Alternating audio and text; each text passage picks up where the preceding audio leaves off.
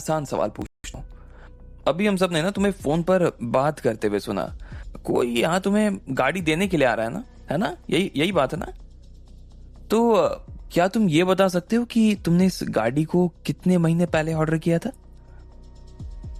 हितेश ये सवाल पूछते हुए अपने सूट की बटन लगाकर खुद लकी की तरफ आगे बढ़ने लगा था।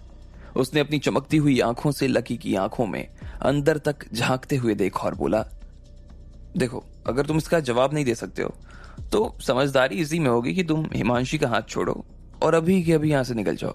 वरना फिर मत कहना कि मैंने हाथ उठाने से पहले ना तुम्हें वार्न नहीं किया था।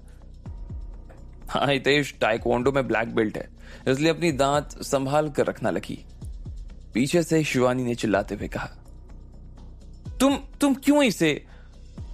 हिमांशी खुद बीच में आकर लकी की तरफ से लड़ना चाहती थी, लेकिन लकी ने खुद उसे पीछे खींचा और बड़े प्यार से मुस्कुराते हुए बोला, तुम चिंता मत करो, मैं हैंडल कर लूंगा। जब हितेश ने लकी को धमकी दी तो लकी के ऊपर उस बात का रत्ती भर भी असर नहीं हुआ। उसे हितेश से जरा भी डर नहीं महसूस हो रहा था, बल्कि वो तो पहले से और ज्यादा बेपरवाह हो गया। मैंने गाड़ी 2 महीने पहले ऑर्डर की थी, लकी ने आराम से कहा। क्या क्या कहा? 2 महीने पहले? लकी के मुंह से यह जवाब सुनकर हितेश खुद जोर जोर से हंसने लगा। जब उसने फिर से लकी की तरफ देखा तो उसकी आंखों में उसके लिए नफरत अपने चरम पर पहुंच चुकी थी। भाई सुन, तुझे शर्म नहीं आ रही क्या? अब तो झूठ बोलना बंद कर दे भाई। और कितना झूठ बोलेगा? सच ना, मैं आप सबको बताता हूं, फरारी को खरीदने के लिए ऑर्डर देने के बाद कम से कम 3 महीने का इंतजार करना पड़ता है। कम से कम 3 महीना। मेरे ऊपर डाउट हो ना तो खुद इंटरनेट पर सर्च कर लो और देखो। और फिर तुम ये कैसे कह सकते हो कि तुमने जो फरारी ली वो काफी महंगी और सबसे टॉप क्लास है? तो फिर उसमें तो और भी ज्यादा वक्त लगेगा ना। ऐसे में तुम्हारी गाड़ी 3 महीने से भी कम में कैसे आ सकती है भाई? अगर तुम्हारे पास इस बात का कोई जवाब है तो दो, वरना वो रहा दरवाजा, चुपचाप चलते बनो, समझे? हितेश ने कहा। आहा, मुझे तो लगता है कि अब पकड़ा गया, कोई जवाब नहीं होगा इसके पास। हितेश सही कह रहा है भाई, कम से कम 3 महीने का टाइम तो लगता ही लगता है, और इन जनाब को 2 महीने में गाड़ी मिल गई। आखिर ऐसे कैसे हो सकता है भाई? तुम क्या कोई राजा महाराजा हो गया जो तुम्हें इतनी जल्दी गाड़ी मिल जाएगी? हैं? सब लोग लकी के ऊपर अपनी अपनी तलवारें तान कर खड़े हो गए थे। देखो हितेश, बात ऐसी है कि मैंने पहले 1 करोड़ रुपए दिए थे और फिर उसके बाद एक बार और 1 करोड़ रुपए दिए ताकि वो मेरा काम जल्दी से जल्दी करवा दे। मिल गया तुम्हें तुम्हारे सवाल का जवाब? लकी ने अपनी चाय के कप से उठाकर फिर से चाय पी और हितेश की आंखों में देखने लगा। क्या झूठ बोलता है भाई ये। देखो, अभी तक तो मैंने बड़ी शराफत से बात की तुमसे और ये कहा कि तुम इस जगह को छोड़कर निकल जाओ, लेकिन मुझे मालूम नहीं था कि तुम इतनी मोटी चमड़ी के आदमी हो। भाई इतना झूठ! हितेश के चेहरे पर अभी तक जो मुस्कान थी वो कहीं गायब हो गई और उसने हिमांशी के परिवार वालों की तरफ घूमते हुए कहा, आप सब लोग, मुझे लगता है ना कि आप सब लोगों को यह बात समझनी चाहिए कि आखिर ये आदमी ऐसी बात क्यों कर रहा है, क्योंकि इसने भी शायद वो खबर पढ़ ली थी कि 10 करोड़ की फरारी की डिलीवरी करने के लिए फरारी कॉर्पोरेशन का प्रेसिडेंट खुद इंडिया आ रहा है। अब क्योंकि उस न्यूज में कस्टमर्स का नाम तो बताया नहीं है ना, इसलिए इन साहब ने सोचा कि क्यों ना मैं ही कस्टमर बन जाऊं। ये आदमी सरासर झूठ बोल रहा है देखो, और हम सब लोगों को बेवकूफ बना रहा है। बात इतनी सी है। हाँ, हितेश सही कह रहा है, हम सब लोग चाहें तो इंटरनेट पर वो न्यूज देख सकते हैं। बात कर रहे हैं फरारी खरीदने आए, शिवानी ने पीछे से कहा और सब लोगों ने तुरंत अपनी फोन निकाल ली और सभी उस खबर को देखने लगे। उसमें वही सब लिखा था जो हितेश अभी कह रहा था। इसे लगता है ना कि ये अपने आप में बहुत ज्यादा स्मार्ट है, लेकिन इसने खुद ही साबित कर दिया कि दुनिया में इससे बड़ा कोई जाहिल नहीं है। वो 10 करोड़ की गाड़ी है और भारत में हर कोई इतनी महंगी गाड़ी को अफोर्ड नहीं कर सकता है। जब बड़ा आदमी भी लेने से पहले एक बार सोचेगा तो इसकी क्या औकात है भाई? अब मुझे तो समझ नहीं आ रहा कि हम सबको बेवकूफ बना रहा है या फिर अपने आप को बेवकूफ बना रहा है। हद है। हितेश ने आत्मविश्वास से कहा। उसकी नजर लकी के ऊपर पड़ी और वो बोला, देख, आखिरी बार कह रहा हूं, चला जाए यहां से।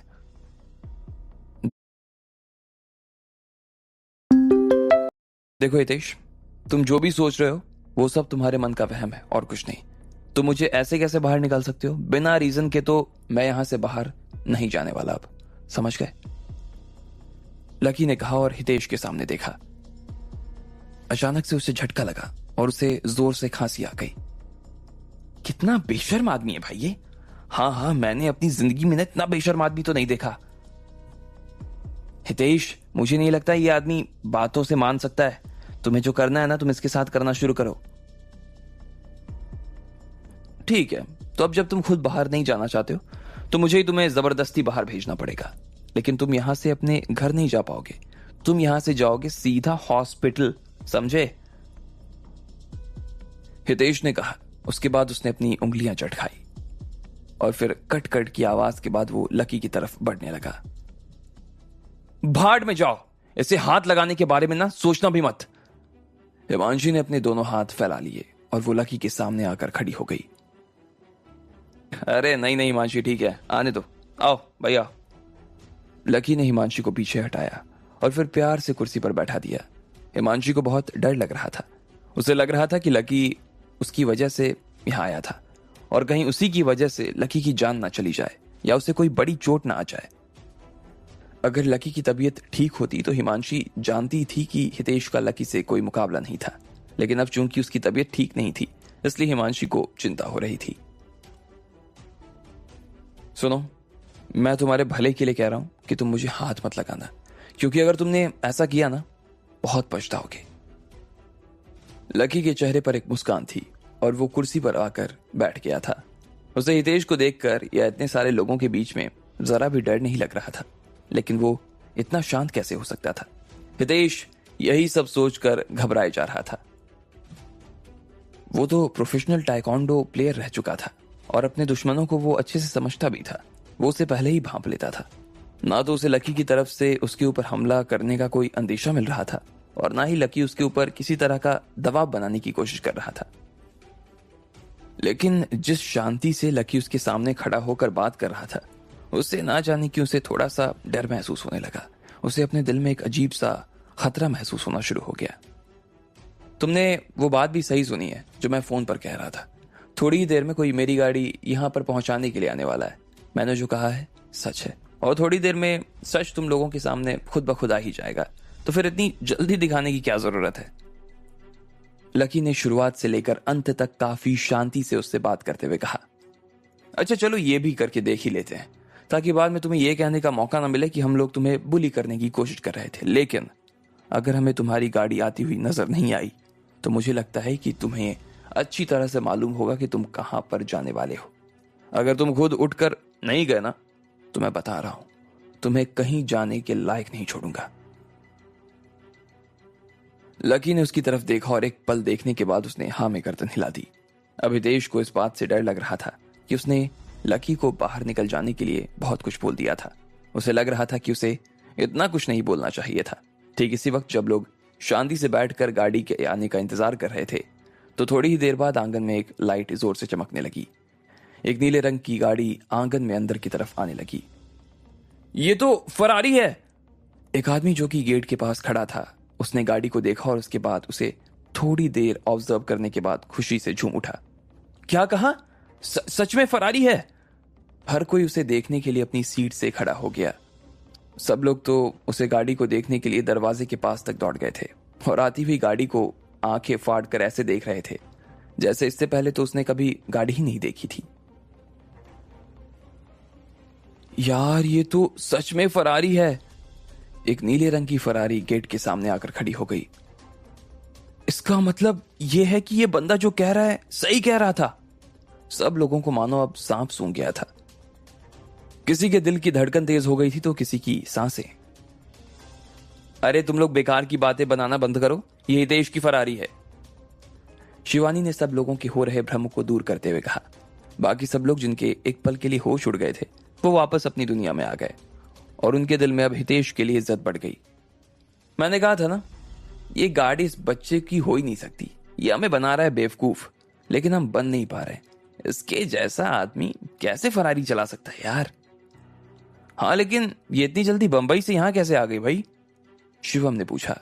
उसके लिए इस वक्त इससे बड़ी गुत्थी और कोई नहीं थी। अरे मैंने प्लेन से मंगवाई थी, हितेश ने उसकी तरफ देखते हुए कहा। इसके बाद तो बहुत से लोगों के मन में किया कि वो जाकर अपनी बेटी की शादी हितेश से करवा दें, लेकिन हितेश तो अपना दिल पहले ही शिवानी को दे चुका था। यार ये शिवानी का बॉयफ्रेंड कितना सही आदमी है यार, इतना छोटा है इसके बाद भी फरारी चला रहा है। हाँ और देखो ना, देखने में भी सुंदर ही है, पढ़ा लिखा है, साथ में पैसे वाला भी है। जितना इसका पोटेंशियल है और जितनी इसके पास में दौलत है ना, उसके हिसाब से तो शिवानी से शादी करता है तो उल्टा हमारे परिवार के लिए बहुत बड़ी बात हो जाएगी। दादी, अंकल, ये है मेरी फरारी, मेरी सवारी, क्या आप लोग आगे आकर इसे एक बार देखना पसंद नहीं करोगे? हितेश ने बड़े प्यार से सुभद्रा और बाकी लोगों को आगे आने के लिए पूछा। सबसे पहले शिवानी अपनी जगह से उठी और आगे की तरफ बढ़ने लगी। उसके पीछे पीछे सुमन, तेजेंद्र, शिवम और सुभद्रा भी चले आ रहे थे। वो उस लोहे के दरवाजे से बाहर आए और फरारी के सामने आकर खड़े हो गए। उस गाड़ी में से हितेश का ड्राइवर निकला और उसने चाबी हितेश को थमा दी।